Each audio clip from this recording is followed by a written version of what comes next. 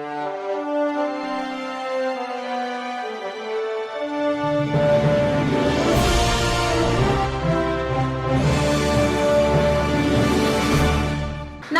मी Shweta Pawar. City TV लाईव्हच्या बातमीपत्रात आपलं स्वागत आहे. स्वप्नील लिंबोळे जिल्ह्यातून तडीपार. महिला आणि मुलींची छेडछाड करून शहरात दहशत माजवू पाहणाऱ्या मुजोर गुंडांची मस्ती जिरवण्यास सोलापूर पोलिसांनी जोरदार सुरुवात केली आहे.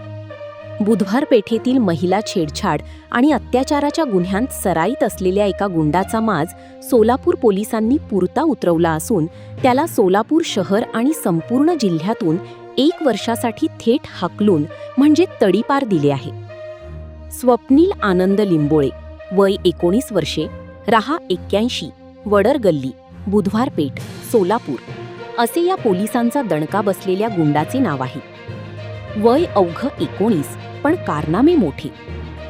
आरोपी स्वप्नील लिंबोळे हा वयाने लहान असला तरी त्याचे कारनामे अत्यंत गंभीर आहेत.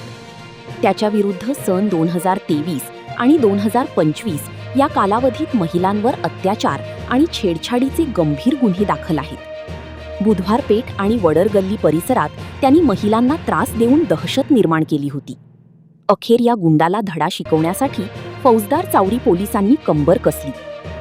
फौजदार चावडी पोलीस ठाण्याचे पोलीस निरीक्षक आणि त्यांच्या पथकाने महाराष्ट्र पोलीस अधिनियम 1951 कलम 56(1)(अ)(ब) अन्वये याच्या तडीपारीचा अत्यंत कडक प्रस्ताव तयार केला.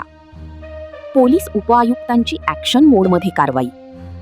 गुन्हेगारांची सोलापुरात गय केली जाणार नाही हा कडक संदेश देण्यासाठी पोलीस उपआयुक्त परिमंडळ सोलापूर शहर श्री प्रीतम यावलकर यांनी या प्रस्तावावर तात्काळ आणि कठोर पाऊल उचलले. त्यांनी आपल्या अधिकाराचा वापर करत थेट तडीपारीचा आदेश ज्या क्रमांक 1884/2026 दिनांक 16/7/2026 जारी केला. या आदेशानुसार आता या गुंडाला सोलापूर शहर आणि जिल्ह्याच्या सीमेत पाऊल ठेवण्यासही बंदी घालण्यात आली आहे.